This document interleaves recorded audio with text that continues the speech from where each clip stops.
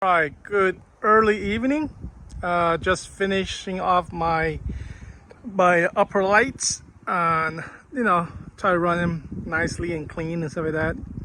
So anyway, back to this unit.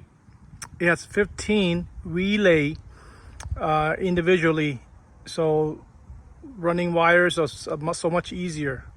All you need is power and one line that go to the light, and then the ground can be anywhere in the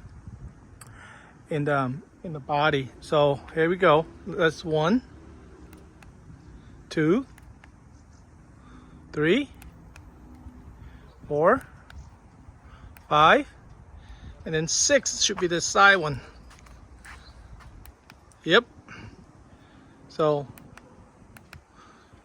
instead of having a dash with all this control, now you can have one remote that I place it up by the sunscreen area, so it's hidden away, so it doesn't cluster my dash.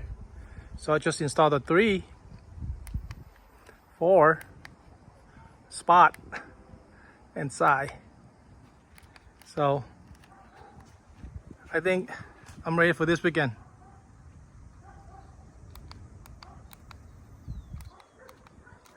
They all run off relay. Have a good weekend, guys.